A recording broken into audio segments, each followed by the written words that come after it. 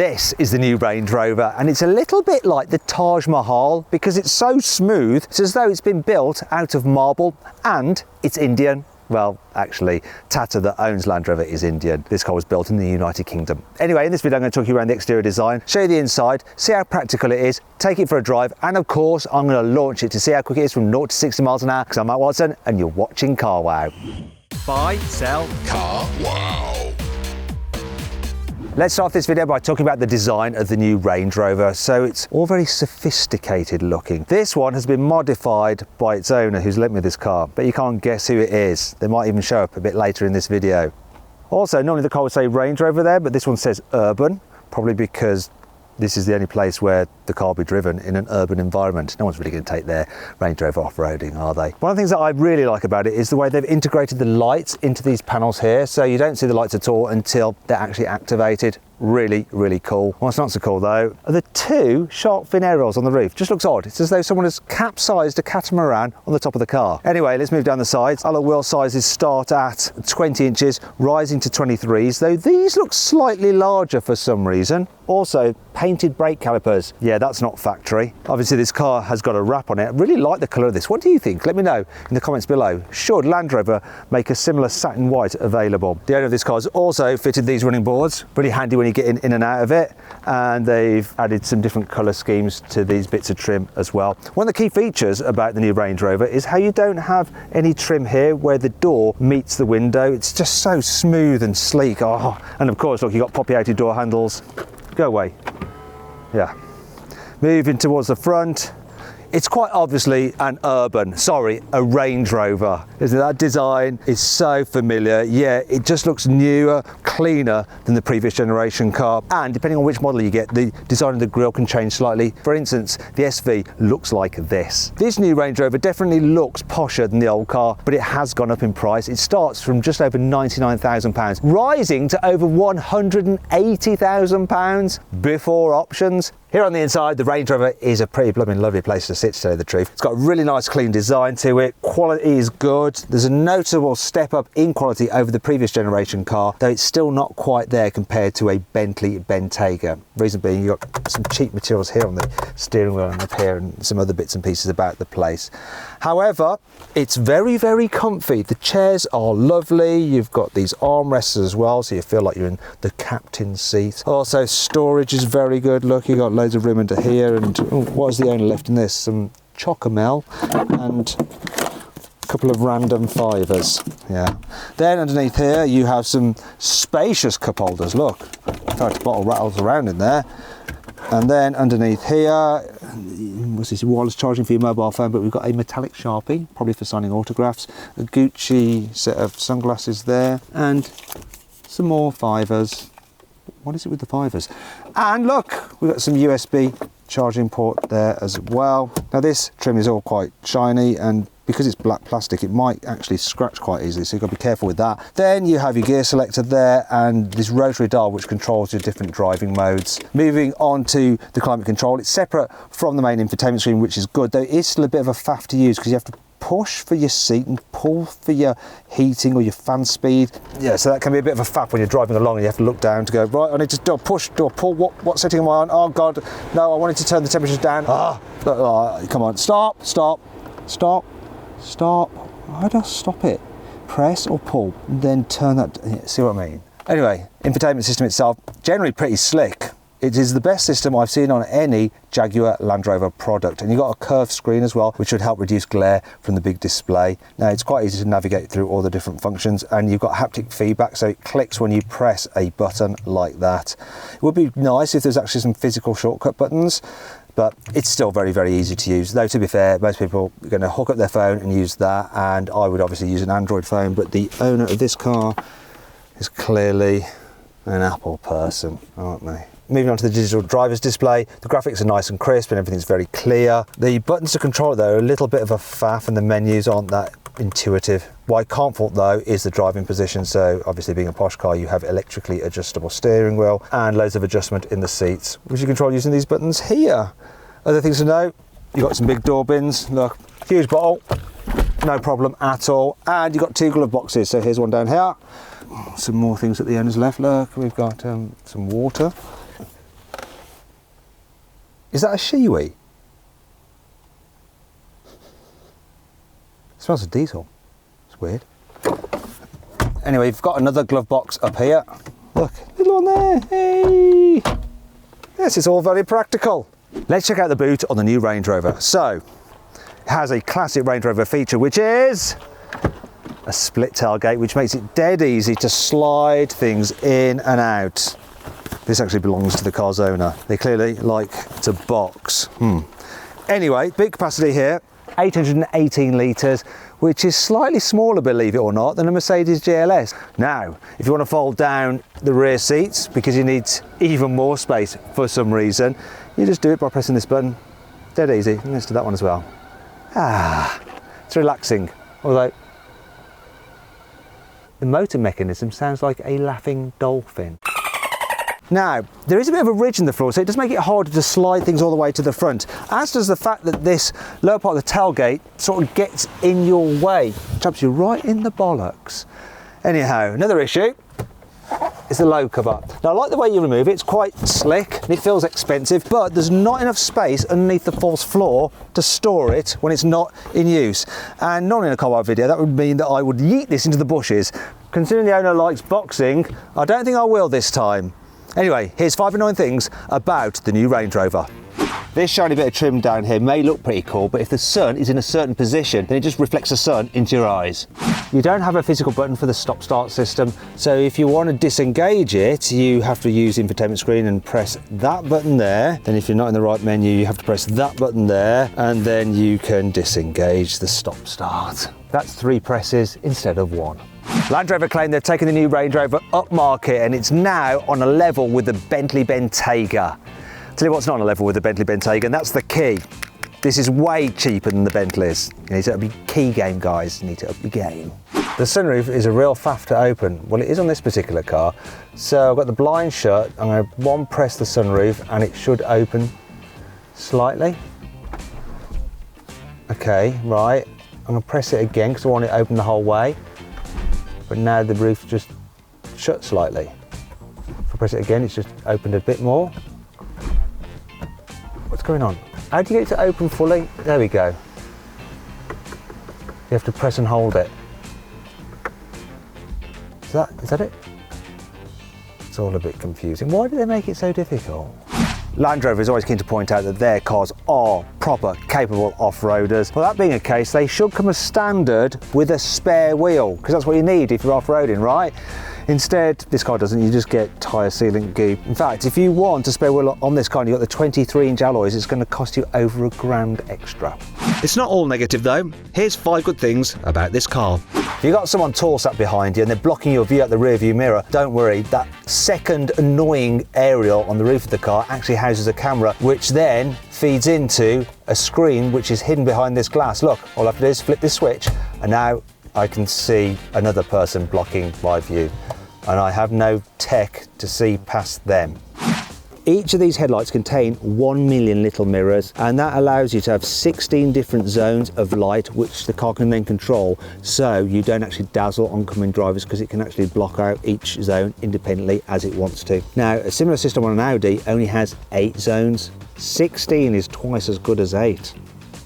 There's lots of luxury features like soft close doors, I'm too posh to push, and acoustic glass to keep it nice and quiet inside. There's also sound cancelling technology, so various microphones around the car pick up unwanted noises, then it plays opposite wavelength noises through the speakers to cancel those nasty noises out. If you have the autobiography model, you actually have speakers in the headrest for the ultimate quiet drive.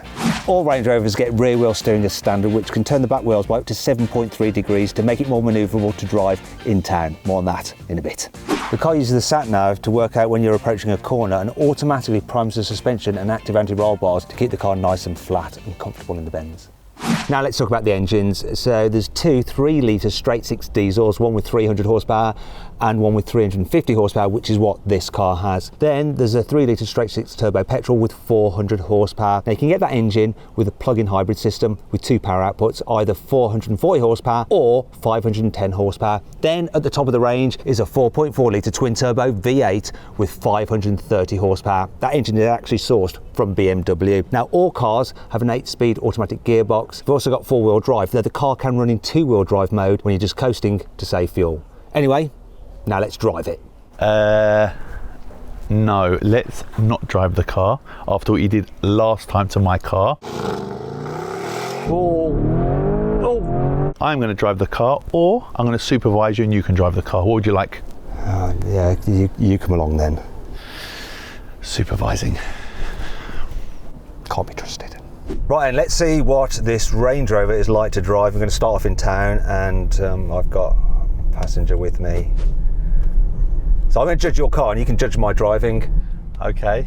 First off, it feels nice. It's like it's sitting on a sofa seat. I actually thought it'd be terrible over bumps because of the 23-inch alloys you got on it, but... 24-inch alloys. 24? The car came standard with 23-inch alloys, but I got 24s on it. Whew. Yeah, you don't notice that. The air suspension is really smooth, and it's the kind of car you can definitely just drive one-fingered like that, isn't it? It's a luxury vehicle. And you get a good view out, don't you? Yeah, it's got a lovely big windscreen. Big mirrors, big back window, and it's quiet. Yeah, because you know it's got the deafening, it's got the sound deafening in the car. Is that what they call it technically? Sound deafening? Sound deafening. Isn't it sound deadening? No? Sound deadening? Sound deadening, mate. Noise cancelling. Noise cancelling, there we go. So it's got noise cancelling, so it is literally very, very quiet in the car. You can't hear anything. And the gearbox, really smooth. Don't notice it changing gears. I don't actually notice that this is the diesel. It is a 3-litre diesel. Yeah, you got the wrong one, right? No, at least I got the 350 brake horsepower one. Going to let you into a little secret here. He didn't know which one he had. We had to go on the government website, put in his registration and find out which model it was exactly. He had no idea of the trim level or which grade of diesel engine you can have. So don't pretend that you knew what your car was. At least I got the better one. You got the better one? You didn't know that you got the better one, did you? Yeah, this is so easy to drive. Do you get a lot of looks? Yeah, now it's wrapped. So it's originally black, then it was wrapped in yellow, and now I've wrapped it satin pearl white. Not going to lie, yellow was not a good choice. No? No, it didn't look right in yellow. Yellow is not the colour for a Range Rover. Layer cake. Yeah, I know layer cake. The Duke. Yeah, exactly. He was a drug dealer, mate. You know, do you want to look like a drug dealer? I think if you haven't got tinted windows on a Range Rover, then it's like the Matt Watson spec. No tinted windows, no big wheels, no smoke lights. That is like your official white boy Range Rover. Understated. Gentleman. So you can have it look all like bling like you, or you can have it very like just boring. Like me. Okay, boring, right. Boring.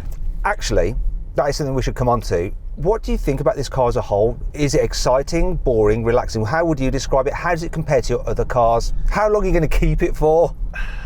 So I have a new car coming in January, the Urus facelift. Right. So the chance that I'll probably keep this till January. It is boring. As I said, the seats are like a sofa. So when you're driving, if you're doing a long drive, it's fantastic. But I've got no sound, there's no noise, there's no presence, as much as it's a huge car driving down the road. When you put your foot down, you actually think it could be an electric car. I think this is easier to drive in town than the Urus, just because you can see more. And there's something else that makes it easier to drive in town. Tell me. It's the turning circle. You know, you've got rear wheel steering, right? I know that, yeah. What that means is this car can turn around in less than 11 metres. I think it's 10.95 is what they quote. Really? And that is a better turning circle than a little Volkswagen Golf. So I'm going to test it out on a mini roundabout, which I can see coming up. No, you'll never do it on this one. I'll be fine. Look, I'm just going to like go round and round and round. Won't happen. You'll never pull it off here. Oh, it is tight, this is. And there's a high risk of me curbing your 23-inch alloy wheels. The 24s. I keep forgetting. 24s? I mean, is that even possible? Look at this. Look at this, dude. Look at this. Look at this! Look at this! Look at this! Look at this! Oh, are we all right there? Because we're in the middle of the roundabout. Look! Oh! Well done. Oh, I so did it. You didn't think I'd get round there, did you? I didn't think you'd get around there, to be honest with you. It actually was better than I thought. That rear steering does make a big difference, for sure. That is nuts that it did that. I cannot believe it myself. I didn't think it would, but it just almost turns inside itself. It's crazy. Anyway, I want to do something else now. I want you to drive. Right, you're going to drive then. Okay. You go put the car down. Can you get out? Pardon? I'm going to put the car down. Yeah, well, why do I need to get out? I'm going to just climb through. With my white interior. It'll be fine. Feet aren't that dirty. You look cross. Look, I won't touch on this. I promise not to touch. I just want to do this. See, look, no touching. There we are. Normal people get out and walk around. It actually seems quite roomy in here. It's not bad. Look, decent knee room. Headroom's good as well. Bloody hell, man. That's all fine. How short are you, mate? Can I put the seat back? Yeah, yeah, there's loads of room. Hopefully there will still be room once you're in position. How tall are you? 6'2". So 6'2", driver in front, still got decent knee room. Foot space is good as well. Yeah, very roomy. Go on then, chauffeur, let's drive. Okay, now we're going to see what the Range Rover is like on the motorway and what it's like to be chauffeured in. Let's feel the punch of your engine. You'll be doing 50 mile an hour. There you go, 70. Yeah, that was smooth, that was. This car is blooming quite at speed, isn't it? Yeah. And in the back, it's really comfy. Sometimes when you move into the back of a car, because you're over the rear wheels, you can feel the bumps a bit more, but here, nah, it is nice. Got some big windows to look out of as well. Huge armrest, which feels expensive. Yeah, keep your eyes on the road. You're looking around at what I'm talking about. Okay, then under here, you've got some storage, you've got your cup holders. Yeah, and I think there's through loading as well. How do I pull that down? How do you do this? Anyway, let's move on to the fact that I can recline these seats. Yeah, that's good. And I've got my own climate controls down here as well, and some USBs. You can charge your devices, and decent sized door bin, so there's practicality. And this is the sign of an expensive car. You have folder style pockets on the seat backs. Did you know that? That's how you check how posh a car is. What are the pockets like on the back of the front seats? That's motoring journalism right there. Motoring journalism 101. Still can't figure out. Ah, here we go. I got it. Don't look round. You're coming off here. There we go. Look, through loading. Problem solved. Last thing to do is to try this car on a twisty country road. Big old Range Rover, surely going to struggle, especially with Yanni driving. So go on then. Let's pick up some pace. See what it does. Has it got a sports mode? No. Are you sure? Probably has. Of course it's got a blooming sports mode. This is 60 mile an hour, this road, you know that? Yeah, what are you doing? 40. You're driving like a grandmother. I've got a car in front of me, mate. What do you want me to do? Go over the top of it? Ah, this is narrow. Whoa! Right, do you know what? I think I need to experience this for myself. I want to see what it feels like, Jan. So, pull over. There you go. Sport mode. We're in sport now. Up. That's not actually full sport mode either. How do you know? Don't worry, just keep your eye on the road. Right, look, watch the road. Let's pull over. This is scaring me now. This is it. Come on, pull over. Where do you want us to pull over? Wherever you can, there's space there. Nowhere to pull over. I need to get on and review it. Come on. It's not me. You're going on like it's me. Eventually. Right then, Yanni. Sports mode. You don't just put the gearbox in sports, which is what you did. You turn this knob there. Right. So we're in sports mode now. And then I'm going to put it into the gearbox as well. Now, what that's done is actually sharpened up the suspension, made it stiffer. You've also got anti-roll control. The anti-roll bars are active, so they'll stop the car leaning in the bends. Do you know what? It's all right, isn't it? I'm quite impressed by it. Here we go. This is a challenge, though. This is proper twisty. Hopefully I'm not going to understeer your car off the road into a bush. The brakes are all right. They're not grabby, they're quite smooth. I imagine they might overheat if you start going really quickly, then doing lots of sudden stopping for tight bends. But yeah, look at that, and the pickup's good. It's not an Urus, is it, though, on a twisty road? Let's be honest. No. If it had some sound, you'd feel like you're going faster. It's all right. Get the V8 version and it will definitely be more fun. You wouldn't call it boring then. If you drive the wife's car, she's got a V8 Defender. To tell you the truth, I think I'd rather have that than this. Same. Don't tell no one. No, only the entire internet. There is one last thing for me to do. Do you know what that is? No. What was the thing that annoyed you that I did in your Urus when I reviewed that? The thing I told you not to do. The thing that you told me not to do. Launch it. Launch it. Shall we launch it? This don't have launch. But can we do a 0 to 60 test? Yeah, whatever. All right, let's do it. According to Land Rover, this version of the Range Rover should do 0 to 60 in 5.8. 5.8 seconds. Let's see if we can do it, although we are going uphill somewhat. I'm going to brake boost it.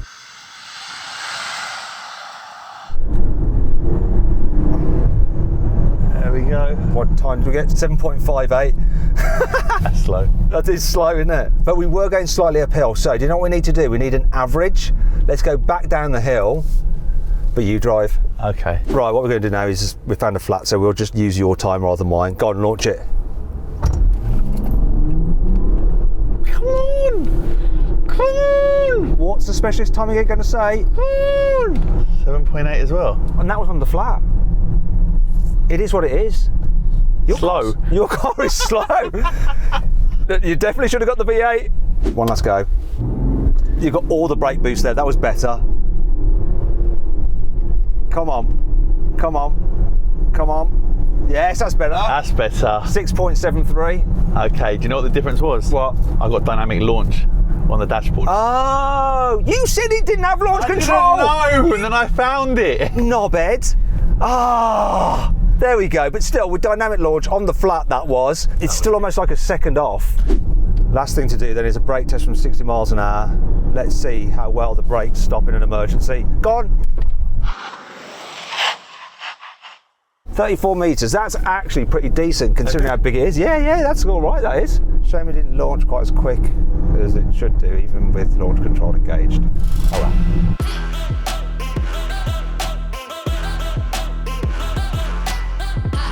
So then, what's my final verdict on the new Range Rover? Should you avoid it, consider it, shortlist it, or just go right ahead and buy it?